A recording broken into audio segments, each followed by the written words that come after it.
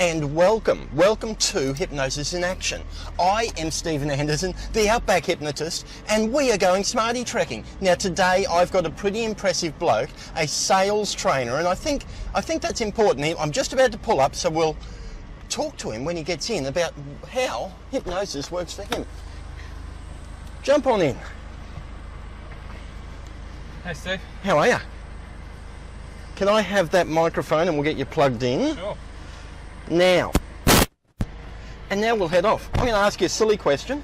Go for it. If you see, hypnosis is all about working with the mind. I'll let you get your seatbelt on. Yep. If there was anywhere in Australia that you could go Right on our now? little trip today, where would that be? Oh, it'd be North Queensland somewhere. North Queensland? Anywhere in particular?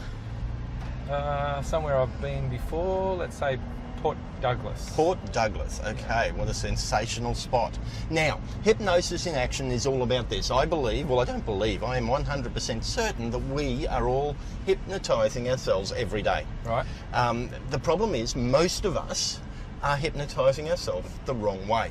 And that's why I've got you here.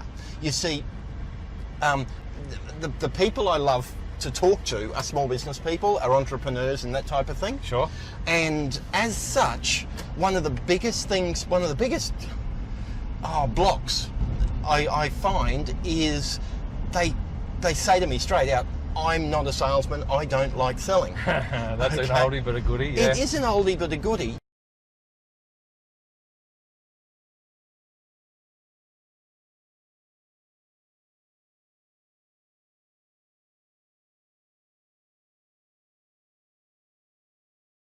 No one's born a salesman, Steve. No one's born a salesman? No. Okay, explain that to me. Well, quite often people will talk about what they're going to be when they grow up.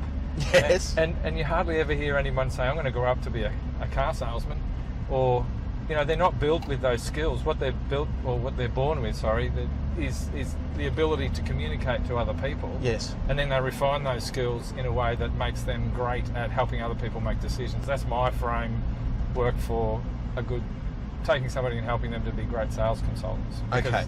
It's less about having a skill that I'm born with. Some people have... Okay, I'm going to stop you right there because I've jumped straight into the really meaty stuff. Right, And I okay. haven't even told anyone who you are. Oh, okay. Hi. Here's mate. I tend to do that. I don't know why I do it, but it happens and I realise, hang on, I haven't spoken. This is Justin. Justin's a friend of mine, a sales trainer, and you, at one time, were a real fair dinkum car salesperson. I was, mate. I was fourth generation. Are you serious? I didn't know that. I always tell a story in the workshops that we run saying, my great-granddad started a business in 1913. Granddad took over, Dad took over, and I took off because things changed and I left our little country town, but took some pretty important lessons that I'd learnt. Because even as a kid, I was involved in the business, and you learn so much watching your parents, obviously. Okay, little country town. Okay, that's interesting. But let's go back to there. Okay. Because if you're in a little country town selling cars, exactly. You can't be the high pressure, high crazy car salespeople that you might see here in Brisbane City. Yeah. Oh, look, I always say, and it's interesting you go to that point, because of the two things that I talk about as the most important lessons that I learnt being involved in a family dealership was preparation of the place, making it ready for your customers, but also I always say, you can imagine if in a country town of 16 to 18,000 people, if you did the wrong thing by anybody, everybody would know about it. So the premise for success really was build relationships with your customers and look after them. And that's the only way you're going to succeed. Build relationships with your customers and look after them, Yep. and that is the only way you're going to succeed. Yep. Isn't that interesting? And you're saying to me that that's sales. Essentially, because with relationship comes understanding, and that understanding, there's sort of a couple of different levels of understanding. Firstly, you understand how they tick, and we all tick in a different way. And one of the most important things when take sales out of it, just in life, you can appreciate occasionally you'll walk into a party or a restaurant or a room, a meeting perhaps, and you'll meet people for the first time and just instantly something clicks and you get on well with those people, and typically that's because they tick like us.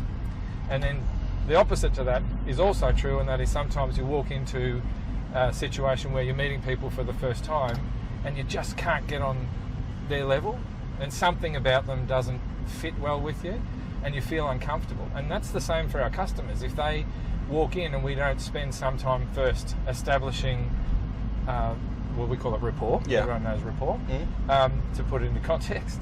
But if you don't spend I'm not sure people do. I know it very well because it's a standard term in hypnosis and NLP. But what do you mean by rapport? Well, I looked it up. And did you? Yeah. Because, well, not this morning, No. But often people say, well, you know what rapport is, and someone will say, inevitably in the classroom, someone will say, well, no, what's rapport? And it's just, I guess, a mutual understanding between two people that we're right for each other in that moment. And you don't actually have to like someone to be in good rapport, as long as you trust that in that moment, in that capacity, for the purpose that you're engaging, they are a good person to look after your needs. Okay. So the easiest way to build rapport with customers is to get to know them as a person first before we try and sign on the dotted line and get their credit card out so that they're making a decision. Yeah.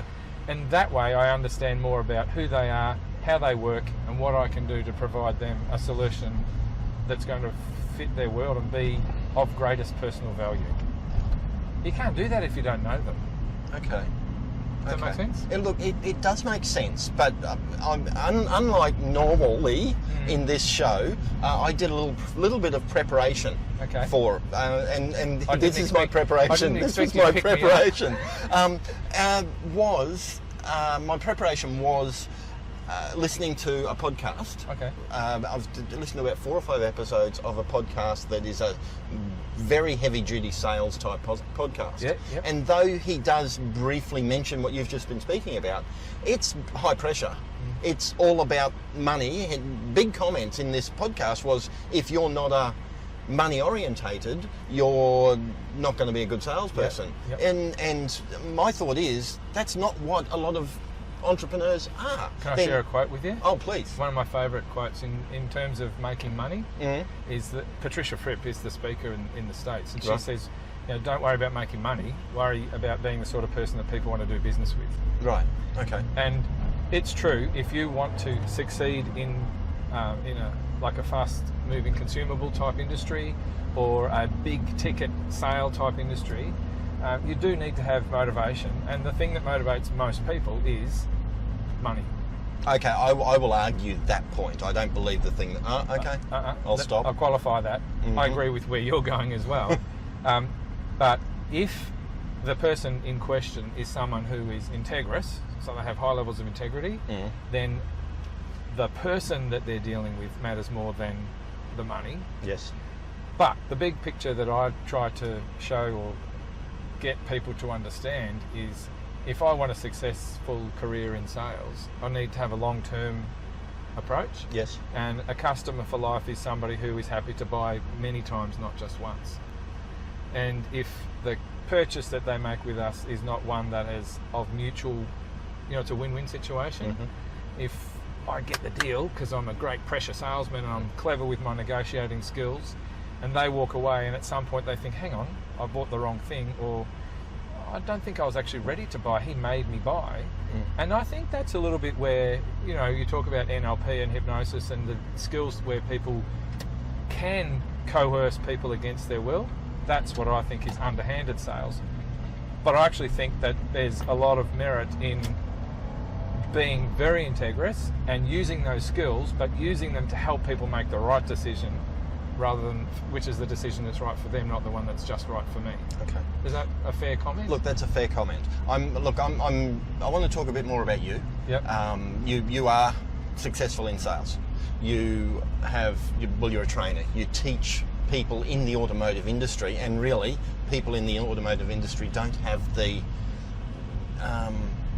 reputation of being. Definitely. And you're sitting here beside me because we've spoken several times, and I've heard you say many things that I've thought, hang on, that's not the way a car salesman thinks, is it?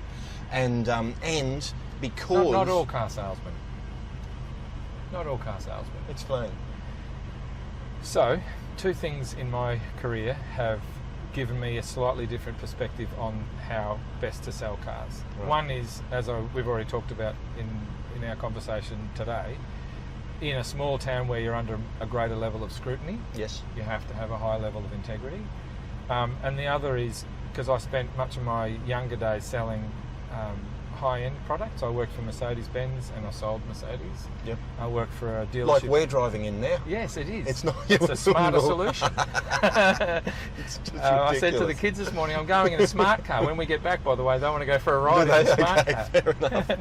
And I sold Porsche and Audi and Volkswagen, so they were premium vehicles. And in that market, it's very much about, because you're dealing with pretty switched on people, yeah. and you can't pull the wool over their eyes. You need to build relationships, and it's often it's a slower process to win the sale. And the interesting situation I find myself in now, for the last several years, I've worked with a brand that typically was full of those cowboy type salespeople, Okay. and that's let's call it a South Korean brand. Yeah. Fabulous brand, great product, but typically was referred to as a cheap and cheerful little product. And they realise now, because of the repositioning of that brand, where it's got more expensive over time, they're not the cheapest on the block anymore. And so the sales guys have had to shift how they sell the product from just doing deals based on money and price and discount to doing one where they actually have to take somebody through the process of understanding how that car is going to be the right vehicle for them and their lifestyle and their family and the needs that they have. Yeah. And that's a far more integrous. And I always say, you're not a car salesman. And they say, well, what am I then if I'm not a car salesman? And I use the term vehicular consultant. And people say, what the hell's a vehicular consultant? I used to literally call myself that when I was in sales. I say, because I'm not here to sell you a car, I'm here to help you understand it. And if it's the right car for you, you'll buy it. Yeah. Oh, okay. So you're not going to sell me? No. And they just relax. Okay. And they give you all the information you need to know to be able to actually do the job that you're there to do, and that is to help them understand and appreciate, this is the car I want to buy. So I would still sell cars, but I'd never have to sell a thing. Is that, you understand what I mean? Look, I understand what you're meaning, and I'm trying to relate this back because the primary reason for our chat today is to explain to small business people, to entrepreneurs, that selling doesn't have to be about high pressure, high anything. And scurrilous behaviour. And scurrilous. Scurrilous. What a great word. Yes, you don't have to be scurrilous. A rat. Yes. No, I like scurrilous. Now, better. see, and that's the thing. I know we talked briefly about it earlier. In my opinion, I was always proud of being a salesperson. Yeah. And like you said before, so many small businesses, so many people in a sales position are actually undermined in their own self-confidence because they're a bit ashamed. Okay. You don't see anyone walk into a room and say, hi, I'm an insurance salesman. But an insurance consultant is such an important person as well, because what if you've been given the wrong policy? So you need to deal with a professional who takes the time, gets to know you, understands. Yeah. And my belief is a sales professional is someone who is there to literally help others first, and in doing so, be successful themselves. Okay. So all of the amazing techniques that you teach. Well, okay, so that's part of the reason you're here too, because we have spoken, and several of the things that you teach are the same stuff that Exactly, I do. just relabeled or something. I don't know. So with your automotive salespeople, do you find them having these blockages where they're going, oh, I don't want to... We do sales technique, sales or training, and the funny thing is, the sales managers all want you to teach their guys how to close the deal. Yeah. And often we say the number one reason people don't sell more is they don't ask for the business. Yeah.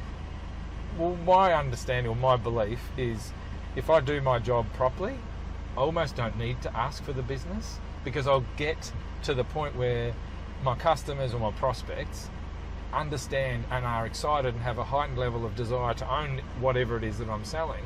And so it literally gets to the point where, in a really soft closed way, I can say, okay, well, when would you like delivery? Have you made a decision about colours? Do we need to get your wife or your husband in to have a talk about the final option level? So it's actually like we make the assumption, that's called an assumptive close, by the way. Yeah. So we make the assumption that yes, they'd like to buy it, and we just progress down the path of finalising the details. But there's nothing forceful about it. It's just about helping, and this is where your tips and skills, I think, will be great for people to learn and use as well, because regardless of what the skill is, Steve, if you use it in an integrous way, an honourable way, if there's nothing scheming or dishonourable in what you're trying to do, because actually a lot of the time a deal will happen when you help someone to understand this is the right thing for them. And I've got to tell you, there's been plenty of customers that I've dealt with over the years that have come in and they thought they needed product A, and in understanding them and taking the time to get to know them properly, I actually had to help steer them to product B, because that was the one that was the right decision. Now, if I was just in it for the money and just in it for myself, I'd sign them up on product A, get them out of there and get on with the next one. Yeah. But this is the difference between an order taker and a professional salesperson. Are salespeople becoming more professional today? I think they're trying to be. Yeah, I think they are trying to be. And especially the biggest point of difference that you can make between an online sale, right?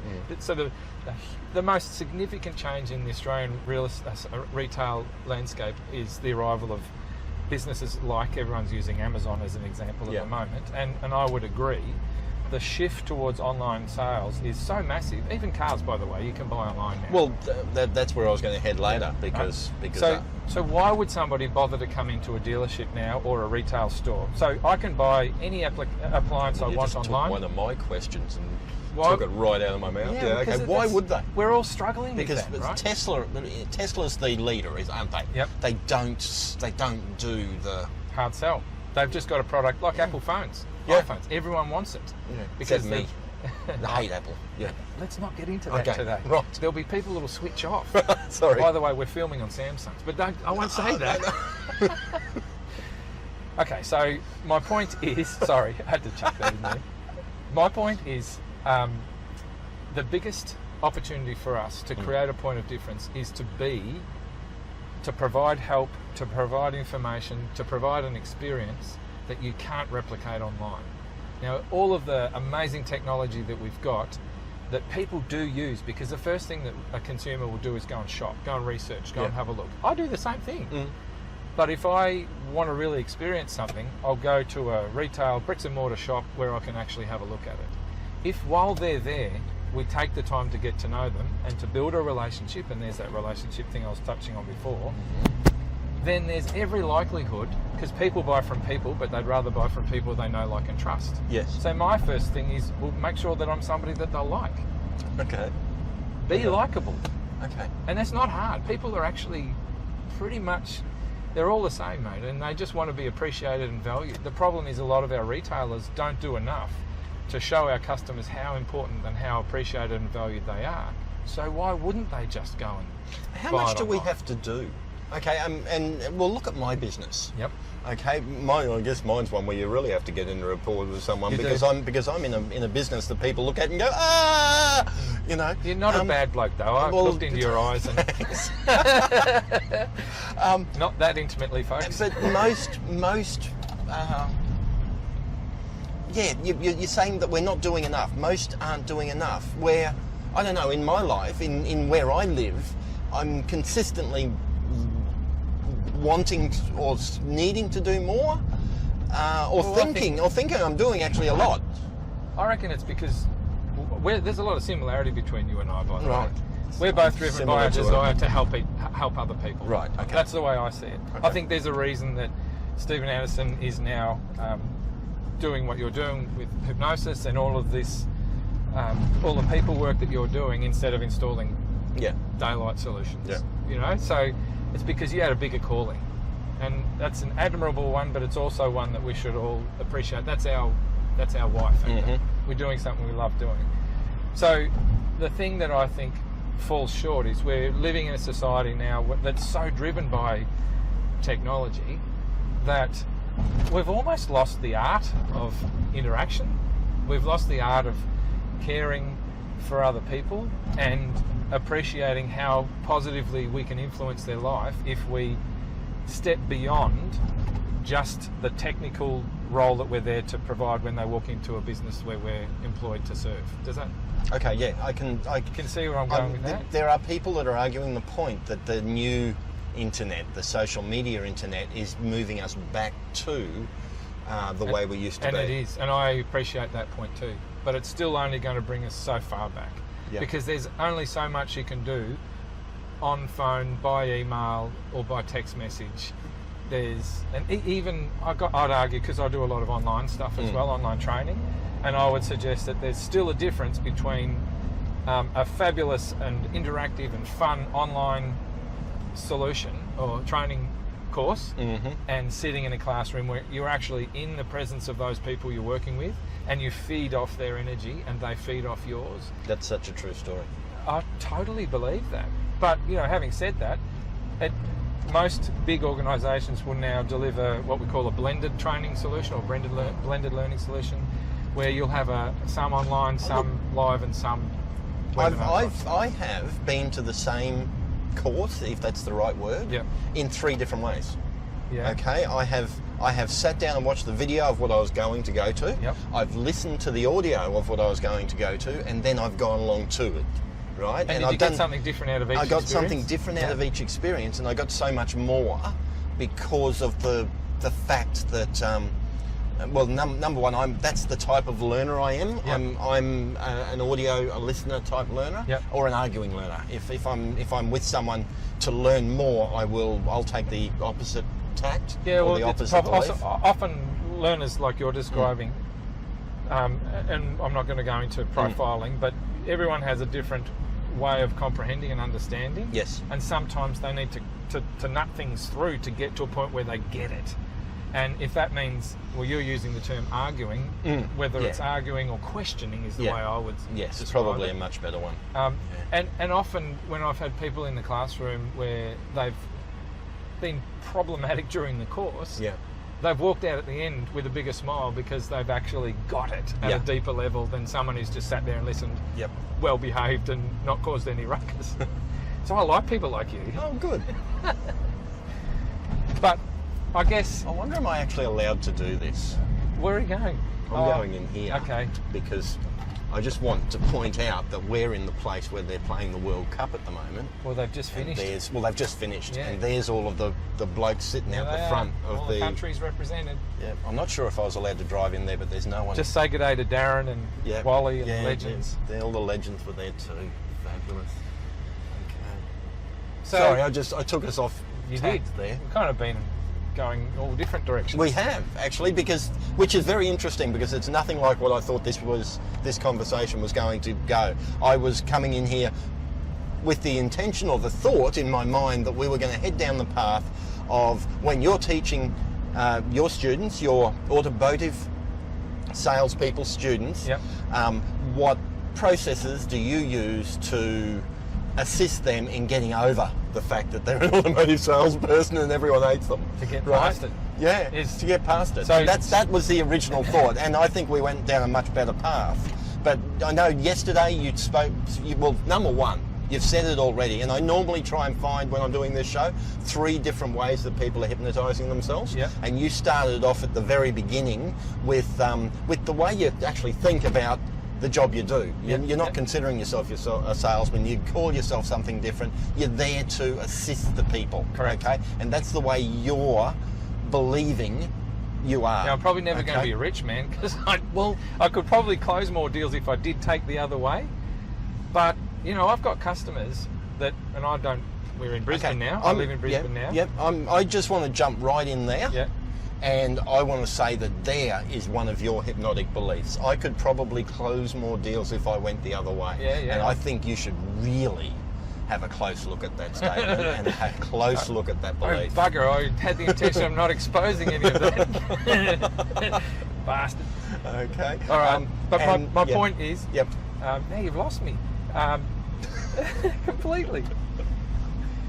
No, I think that... put it this way. I love quotes from well-known and respected and highly regarded people. And a guy who most people listening or watching will know is Brian Tracy. He's a pretty well-known speaker in the States, and he has some fantastic material on YouTube, and you can Google him and find him. But Brian Tracy says you're in the people business no matter what you do and where you do it. Okay. And so that's another one of the pillars, if you like, of my philosophy, and that is I've got to be a champion people person first. Okay. And regardless of all the other skills that I can learn to do a particular job or task, my first priority is to be great at being a person that other people will feel comfortable in the presence of, and the know, like and trust thing we talked about before. Yep. So if I know that my first priority is to be a great people person, that's the thing that I'm focusing on when I'm thinking of who am I. Yeah. My purpose is to help people make great decisions that help them. So the win-win philosophy is something that's ingrained in everything that I do, because I don't, and I've got to say, when I was in car sales, I've got customers even now that I've reconnected with. Now I live in Brisbane, who I sold cars to in Melbourne. And I've got a couple of them who've seen me on Facebook or on LinkedIn, and "G'day JB, what are you doing now? What are you doing up there?" And obviously, if they're ex-customers, I must have done something right for them, because they're quite comfortable reconnecting just as a person. And they know that I'm not going to try and sell them, or they don't have a need from me anymore. They just appreciated me as a person. And I think for everybody, if just reframe the role that you're there to do. And I appreciate that you picked up on the explanation that I gave about vehicular consultancy. I'm there to teach you about the car, if it's the right one. So whatever your product is, whether it's an electrical retailer, and they know that you can go to any number of online stores and buy everything that could be sitting in a shop that sells appliances, but help them to understand, because if they feel that you've got their best interests at heart, they'll want to buy from you. I literally believe that. Now, you can call me deluded, and a lot of people have. Look, okay, so who has? I guess it's the people who don't want to trust that that's the right way. They still want to believe in the old way of sales. The suggestion that if you have somebody walk in the store, don't let them leave until you've had 3 chances or 3 attempts to close the deal. Yeah. But if you don't use that high pressure approach, can you appreciate, we live in a society that's filled and relies on referrals. Yeah. We get so much information thrown at us on any given day via the huge number of different mediums that deliver information, whether it's the old newspapers or television or internet or blogs or comes from everywhere. We're bombarded, and the strongest way to cut through all of that is give somebody an experience that they'll tell their friends and colleagues about, and family, because that way, if I'm looking for a new TV, I'm possibly going to have somebody in my circles that's bought a TV. You can be sure that I'll ask them where they bought it and why they went there. Yeah. And it's not always, I've got to say, because of the price. I'll throw one of my experiences, and this is because I'm a small business owner. Yep. You go into the big retailers of audiovisual, doesn't matter which one, and you go up and you say, "This is what I want," and they don't let you just take it to the checkout. You have to go to the salesperson first, and they write it up, and without fail, every one of them says, I've said this is what I want," and they go, "Right," and they start doing it up in the computer, and then they turn and go, "Take this up to the register." No. They say, "I'll take $20 off it for you." They keep it. You haven't asked for it. And I go, "Well, hang on.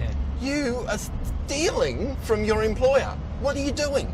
Yeah. So look, what they're doing. Sorry, that's my. No, but you know what they're doing. You're right. That's what happens. Do you know why they're doing that? Why? Because it's the same thing, but a different approach. They want you to walk away and think, "Oh, he's a nice guy," or "She's a nice person. I'll go back there." But they're not doing it based on the strength of the way they've looked after you. No. They're buying. Yeah. They're buying your appreciation. And I don't know if they'll ever hear this, but you didn't buy mine. No, and that's the thing, because, and now I know I'm throwing lots of quotes at you today. I'm known for it from my friends. Don't worry. One of my other pillars, if I call it that, people will forget what you said, forget what you did, but never forget how you made them feel. Yeah. So that was Dr. Angelou, and I love that quote, because for me, it's less about the what and more about the why. Yeah. Okay. Why they bought from me?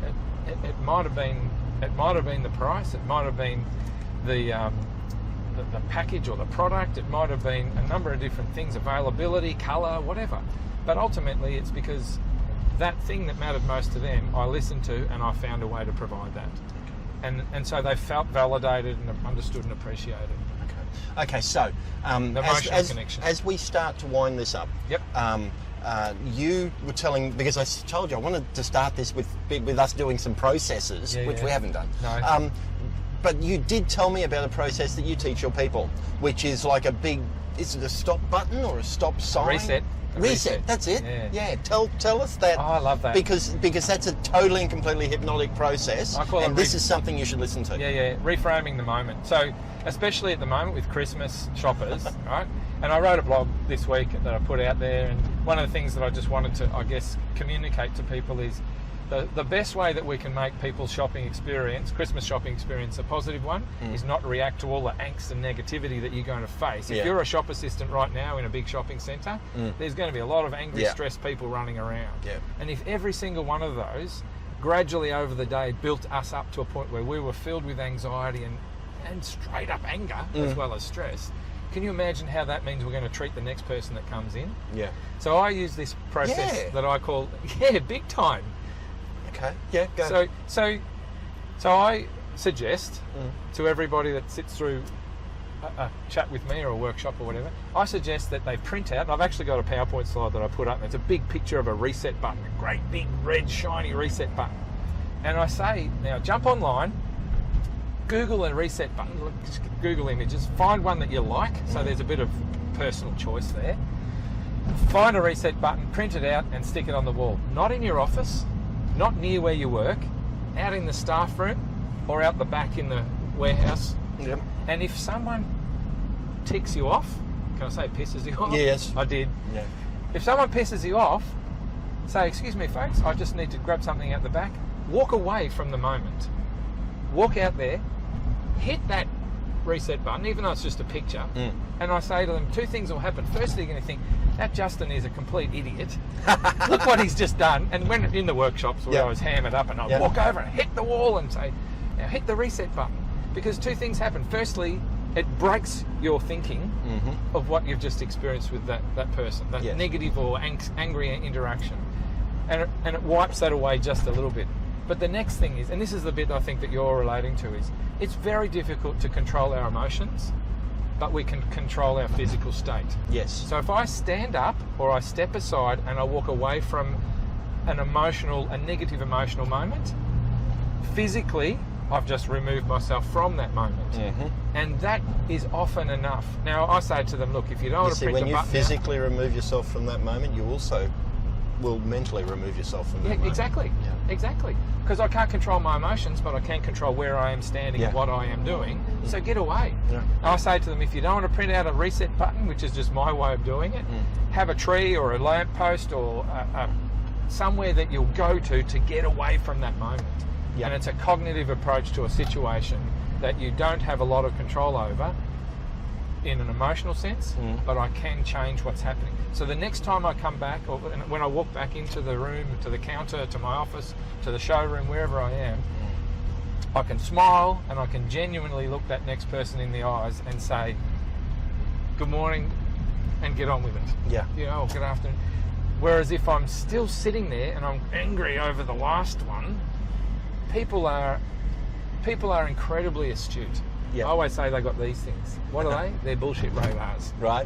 And if I'm not genuinely happy to be in that moment, they'll pick up on it. And if I'm giving off a signal that they identify as not authentic and sincere, then why would they trust anything I had to say? Okay. So it's in my interest to reset. To reset. Absolutely. And look, we could go on for hours. We can't. We've pretty much run out of time. Yep. So what I'm going to do is ask you a couple of questions. First, I'll say thank you. Thank you for coming in. So my head's exploding at the moment. It's full of so much stuff that I can't really focus on any one thing. In a good way. In a good way.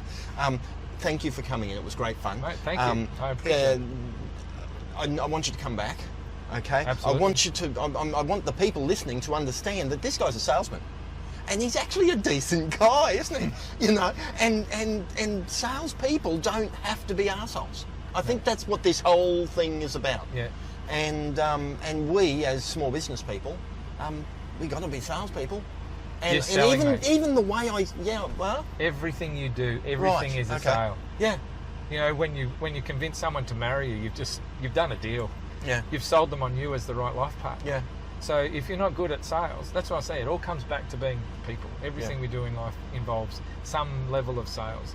But when you put it into a professional sense, suddenly it becomes a bad thing in a lot of people's minds. Will you come back You bet, I'd love to. on that word? No, high five. That's it.